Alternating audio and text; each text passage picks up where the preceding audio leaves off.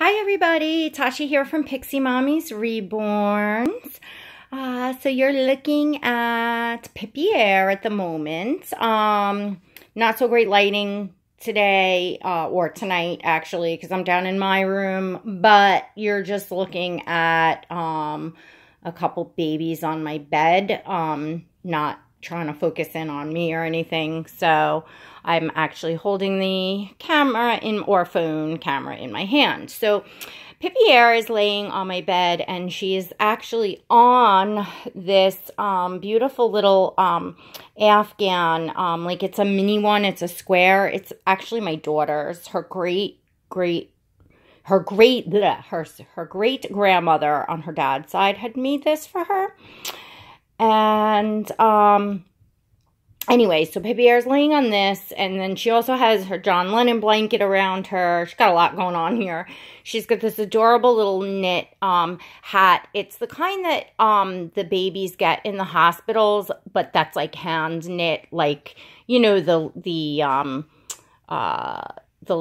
elderly ladies will donate like a bunch of knit stuff. That's the type of hat. Like, it's very thick, it's very soft. And it has yellows and blues and greens and purples. It's really pretty. It's really cute. And then she has on her little pink PJs that are the magnetic PJs, the preemie. So there's no snaps. It's just a magnet. And she's holding on to a little teething toy. She's got a lot going on there. But she's looking just oh so sweet. And she was the easiest to just kind of move on to the bed for tonight's video. So look at that face. She's such a little peanut. I've been enjoying Ashley's little preemie girl Haven over at Baby Love Heart Smith. I've been just loving seeing your pictures, Ashley. They're just melting my heart. So, you know, it makes me want to, you know, spend time with Pippi-Air. Because they're just that cute, those little preemie pictures. And then Shay is on the bed, just because she's usually always here. And she's turned towards the bassinet because I have her little toy hanging here. So she's kind of looking at that and playing. Aren't you, girl? Yeah, you're playing with that. You're such a happy girl. Can we see your face? Can we see your face? What are you doing, Shay? What are you doing? Oh, she's so much fun. And actually, you could see Asir here. He's in the bassinet. He's all ready to get these pajamas on that I still never put on him. I had changed his onesie, and he's got his Honeybug pacifier in, and he's looking at his little cheeky Carmen monkey that hangs over the Moses basket there. And I have these adorable little orange and white striped PJs that have a gray doggy on them. They're buttoned down, and then they have some gray trim. They're super cute, and I was going to be changing them into them, so I had put this little white onesie that has doggies on it all over it. And I just never, I forget what happened the other day, and I just never got him into him, and so he's just hanging out there. So those are the 3 babies that are in view today.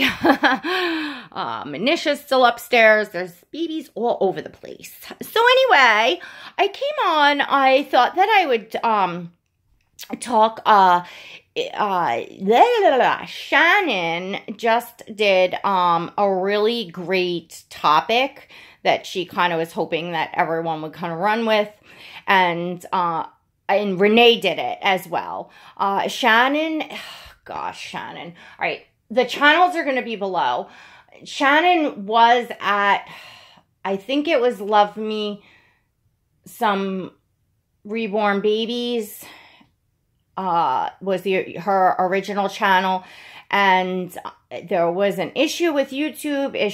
YouTube had shut down her channel through no fault of her own. She didn't violate anything. It was just one of those, I guess, freaky things. Anyway, so her new channel is Love Me, and then it's like a space, some baby something too. I'm sorry, Shannon. It's going to be in the link in the description below. I will link Shannon's channel, the original video. I will link Renee's channel, Renee's video, and she's at Raendom Reborns, because she did this topic as well. So everything will be in the description. I will put links below. So please head on over to Shannon's channel, because she had to start over from scratch, and I give her a lot of credit for just kind of, you know, putting on a happy face and just starting over. You know, what else are you gonna do? It's, you know, which I thought she handled it very well. And congratulations, Shannon. She had a box opening today. I don't want to give any spoilers, so just congratulations. Let's see. Wendy at Weeby Dolls. It was her birthday yesterday. Happy birthday, Wendy. I was on yesterday. I did the 9/11 thing, so I wasn't really birthday talking. And I don't want to keep going on about any, like, new babies and stuff, because then I'm going to leave somebody out and feel bad. So anyway, the topic was about, do artists have expectations from us? Many of us have done videos, I have done videos about the expectations we have from artists, but is there a reverse? Do artists have expectations from us as collectors and as customers?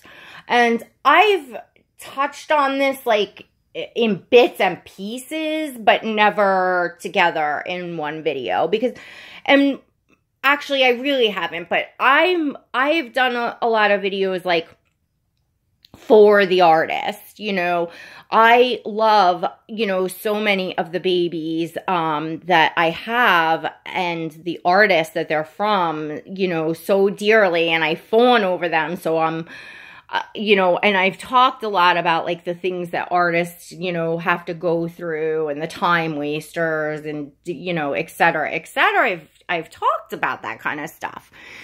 But Shannon's point and topic was more about, like, you know, do artists have expectations with us? And then Renee, you know, got a little more into it, so as well. So, you know, do artists have expectations from us? For instance, for us to, you know, keep their baby in our collection for a certain amount of time or forever.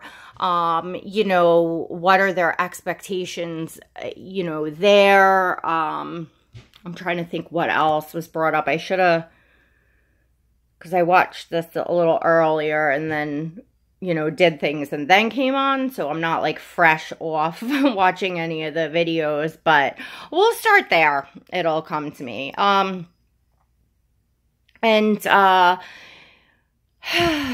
Let's say, certainly, I've never had an issue with any of the artists that I have adopted babies from getting upset about me selling their work at all. This is, you know, a hobby. These dolls are art, they're collection, and yes, I do recognize, of course, that artists, you know, really, well, many artists really pour their hearts into it. But all in all, you know, you are paying for the doll, and you know, many of us collect where we do buy and sell for a multitude of reasons. You know, some of us, you know, sometimes we sell because we thought we'd really love a sculpt and we didn't. Sometimes it's financial, sometimes it's space. We want to bring in a new baby, we gotta sell one. You know, the list goes on. I have witnessed, you know, situations where an artist, you know, would get, you know, upset or just, you know, kind of sour about it. You could tell, you know, that the collector was made to feel very uncomfortable, that they were, you know, letting the doll go. I've seen other collectors sell a doll secondhand to another collector and then get angry and upset because they decided to sell that doll. And, you know, for both things, I think, again, it's, you know, once you purchase something, it's yours, it belongs to you. Renee made up a good point that you're not, you know, adopting a puppy here, promising to give it a forever home. And look, hey, even puppies, yes, if you're adopting someone's dog from their family and you know, promise to give it a forever home. But if you're buying a puppy from a breeder, you know, I mean, I breed sugar gliders. I do a lot of things to ensure, because they're animals, that hopefully they will stay in their forever homes. And most of it is educating people on their housing, their care, their, you know, maintenance, all of that, so that they really know what they're getting into. But I don't want to get off subject here. That it's totally different. That's animals. But some breeders put a contract that you know, the glider has to come back to the breeder or whatever. You know, I don't do contracts like that. To me, when you purchase something, it then belongs to you. And unless you're abusing that animal, it's, you know, okay. So back to dolls, you're purchasing something, you know, it belongs to you. So, in both cases, and certainly another collector that, well, they've chosen to sell that doll. So that's a little silly that they're going to get angry at another collector because they decided to move on and sell that doll. That's ridiculous. And in that case, if you're that upset, you do what you have to do to buy the doll back. Yeah, you know, I don't know what else to say. But artists, you know, again, I've seen collectors be made to feel really uncomfortable. So I think I don't agree with that. I've seen artists, and I have experienced, you know, I've had, you know, one very bad experience and one more unpleasant experience, but that was more after the fact. But, you know, I've gotten, you know, invoice from, you know, an artist that, like most artists do, cover their butt 6 ways to Sunday in their invoice. So they're extremely, you know, covered by, you know, non-refundable deposits and this and that. And, you know, they have in there about customs, so you're not covered under PayPal, but yet it doesn't state the doll isn't a custom. And just there's all sorts of loopholes, and it really, really tightly covers the artist. But there's nothing covering the collector to say that, you know, this is the, you know, the date that the doll will be finished, done, or shipped if it's finished, or et cetera, and that if within reason that artist, you know, doesn't come through with that then the deposit should be refundable. If you're doing a custom, which I have not, you know, it's, you know, communication. I've seen it happen to people where, you know, artists will take their money, and look, it taking longer than expected is one thing, and it's understandable, and, you know, it is an art, and it is a lot of hours of work, and so that's understandable. But completely not communicating to your customer and letting them know it's going to be longer and staying in touch and things, you know, there's no excuse for that. And I think at that time, if a collector, you know, say puts down a non-refundable deposit or pays in part or all for a doll that's, let's just, for instance, say supposed to be done in, you know, 2 months.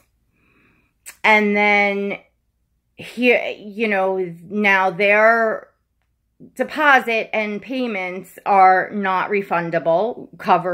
The artist is covered in that contract. Now, what happens a year later when that artist went months and months and months without answering this person and just had every excuse in the world to whatever is going on in their life, and it's a year later and you still don't have your doll? Well, is your deposit and payments finally refundable? Because now it's too long of a time for you to even fight it with PayPal, no less. So I absolutely think that collectors, there should be some sort of contract, or collector should request, if you don't know an artist well, you know, that you're covered in certain ways. You know, I think that artists have many artists, some artists, I can't say many because I haven't been in it that long. I mean, I have a lot of dolls, but I haven't been in it that long, and a lot of my dolls are repeats from the same artist. So it's not really fair for me to say that, but I do see expectations being put on the collector, that expectations of the collector to be the one to be taking all of the risks. They're not covered in an invoice or a contract. Should, you know, the artist not behave in a professional fashion and communicate or have something, you know, if you were expecting say you purchased a doll and you paid in full immediately, and the artist said they were gonna, you know, ship on a certain day, 2 days later, and that weekend was your birthday, or even better, you were giving that doll to your best friend that was flying in for their birthday and surprising them with it, and, you know, the artist, you know, had just a nonchalant excuse like, oh, just, you know, I got busy, sorry, I'll do it next week. And, you know, you miss that, having the birthday with your friend, and you say, well, then, you know, send back my money. Maybe I can go get another doll and have an artist overnight it to me fast enough. And that artist refuses to give back the money. You know, like that sort of thing. Like, when is our time valuable? When is, you know, you know, that sort of thing. So absolutely, I think that happens a lot to collectors. But I also, again, I feel for artists, because being in a small business myself and dealing with the public in a very, very similar to fashion to the way that these artists, you know, I'm dealing with small exotic pets. They're very expensive. There's a lot of love put in. You know, you get a lot of time wasters, of people that will ask you for 50 million pictures and questions for days and days, and then come and say, you know, well, I would be a really loving home, you know, I have no money, you know, please, will you give me? And you know, meanwhile, you gave your price up front, whether it be, you know, a pair of expensive Joeys that are $1,200, or, you know, a $400 pair. Either way, you've given your price up front, and people will waste your time, and it's frustrating. It's very frustrating to then go and beg you for it for free. And I know that happens to artists. You know, well, please give me the doll. I'm so sick. I have no money. It would just mean the world to me. You know, after you've wasted their time. Don't waste artists' time. If you don't have the money to shop, to purchase a doll, and you have no intentions on making a transaction and paying the price that they ask, don't waste their time. It's wrong. It's absolutely wrong. So, you know, I think that there's things both ways. I don't, you know, I mean, I only know as far as myself as a business measures that I take to avoid having my time wasted like that, because I don't have a staff to field my inquiries, and I do have a family, and it's, you know, I just can't. In the beginning, it was very hard. It was very hard to get my own business off its feet and up and running, and I was just working 24/7, you know, to build a reputation, because when you don't have a reputation built and things like that, you tend to need to bend over backwards and jump through hoops to make your sales and build your reputation. And you haven't learned, you know, the tricks of, you know, around things. Nowadays, it's a lot easier for me to tell if someone's like that. I state certain things up front. I never get personal with customers. I put my business hat on. I keep my business hat on. It deters people from doing that to me. There's just many, many things. And it's hard to do that. It's hard to separate the two, but it needs to be done. And, you know, artists and collectors here on both ends, when you're getting into a business transaction, when the doll is not a gift, it is a purchase, both parties should be putting their business hats on, in my opinion. I talked about, and I really never did the follow-up part too on, you know, customer service and reviews, and us as collectors, you know, being shamed for giving an honest review of an artist's, you know, either professionalism, their business, or their work itself. You know, you know, it's fine for us to rant and I mean, rant, for us to, you know, fawn over their dolls and promote their business. But if we've had a bad experience or we're unhappy with something and we see something, then all of a sudden we're being mean, we're bullying, we're, you know, and that's not right either. You know, when you are you know, selling your goods or services for, you know, you're giving goods or services in exchange for money, you are a business. You are the seller. So it's, you know, you have to accept that role. You know, it's unfair to put on collectors and say, well, they can't give reviews. Well, unless it's good, unless it's glowing, you know, that's not right, you know, at all.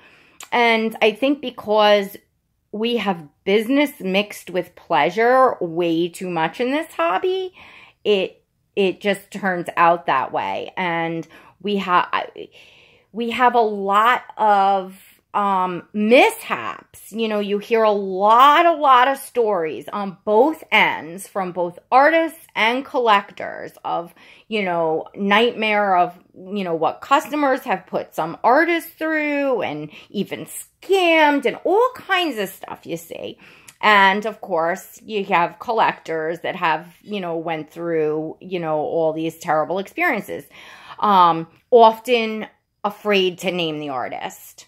You know, I don't think that the same rule applies to let's not name names on our channel when we're, you know, that social etiquette rule, or, you know, moral that many of us go by, that we're not going to, you know, name someone. If we're going to tell a story or share an experience, we're going to leave a name out because we don't want to, you know, hurt someone's feelings, or, you know, shame someone publicly, you know, many reasons.